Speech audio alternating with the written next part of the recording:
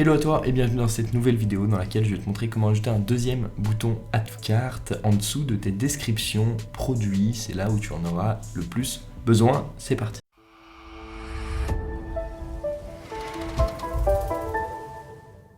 On se trouve sur un thème début, je vais t'expliquer toute la logique derrière ça, comme ça tu pourras l'appliquer sur n'importe quel thème. Ils sont à peu près tous construits de la même façon et déjà il va falloir qu'on se dirige vers notre page produit. Alors on y est.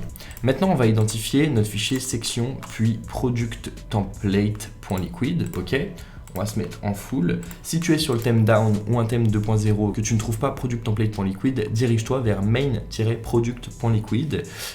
Sinon, tu as un autre fichier produit qui s'appellera featured product que tu pourras appliquer exactement la même chose dessus. Mais bon, là, on va se diriger quand même principalement vers les pages produits. C'est valable quand même si tu as une description qui est assez longue. Donc, ce qu'on va faire, c'est déjà identifier les balises formes. Parce que ton bouton ajouter au panier est lié à un formulaire.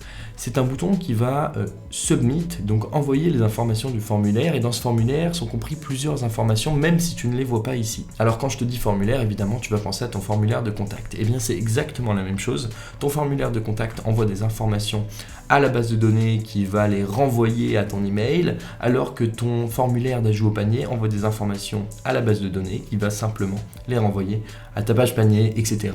pour leur indiquer qu'un produit a été ajouté au panier. Et dans ce formulaire sont compris des informations comme la quantité, l'idée de la variante sélectionnée et évidemment le bouton pour envoyer toutes ces informations d'un coup. Donc on va devoir récupérer l'intégralité du formulaire parce que si on duplique que le bouton, eh bien on n'aura pas d'infos à transmettre quand on cliquera dessus. Et c'est pareil, encore une fois, partout. Un formulaire sur ton site web, il peut commencer par la balise forme chez Shopify. Donc c'est accolade plus pourcentage et forme. Ou alors, il se peut qu'il commence directement par une balise forme comme ça, ok, avec une action et une méthode. Donc tu le retrouveras assez facilement. Ici, il faut prendre la balise forme ouvrante et il faut aller aussi jusqu'au end form. Donc tu peux identifier les deux, tu prends le end form et tu prends le form, hop, et ici c'est tout bon. Ok, donc là on va revenir et on va pouvoir le mettre après notre description. Et c'est parti. Hop, on peut le mettre soit après, soit avant les logos de sharing, ça tu le verras, et ce sera en fonction de toi. Donc là on peut enregistrer. Et ici, on peut actualiser. Techniquement, on va le retrouver direct. On aura peut-être quelques petites modifications à faire, dans le sens où là, les boutons seront assez similaires, mais je pense que ça va marcher aussi. Donc là, si je fais ajouter au panier, c'est bon, ça fonctionne. Bague infinie, fleur d'argent. Ok, on n'a rien à faire, rien de plus. Donc voilà, c'est valable si tu avais plusieurs descriptions.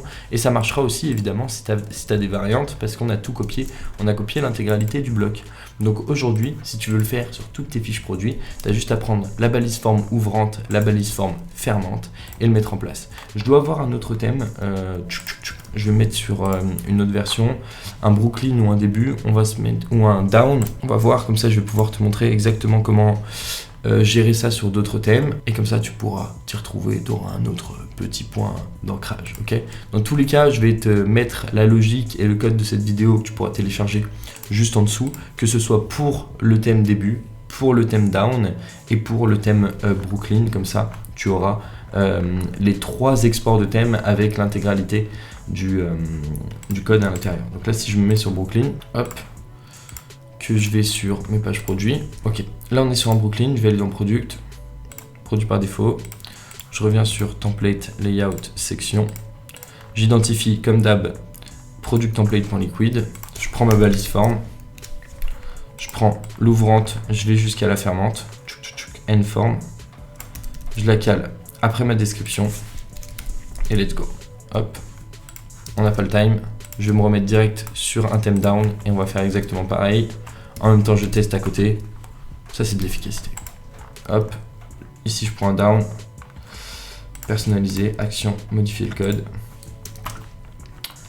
Voilà, ajouter au panier. Sur Brooklyn, ça fonctionne. Comme je t'ai dit, je t'exporte ce thème et après, c'est parti. Donc là, le thème down, la différence, c'est que les templates sont en format JSON. Donc là, ici, tu n'auras plus de code. Ici, tu as juste un format de stockage de données qui est du JSON.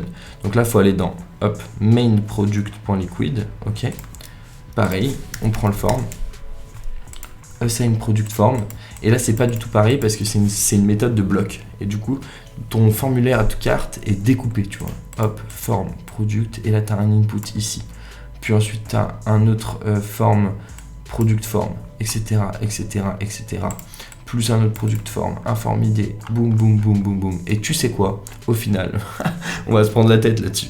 Donc je suis prêt à me prendre la tête avec toi, mais notifie-moi juste que tu en as besoin dans les commentaires. Et s'il y a plus de 5 personnes, pas grand chose, 5 personnes qui me disent qu'elles en ont besoin, dans ce cas je ferai une vidéo exprès pour mettre un deuxième bouton add to cart sous le formulaire des thèmes 2.0 et en particulier le thème down. Ça crée un petit peu de surprise.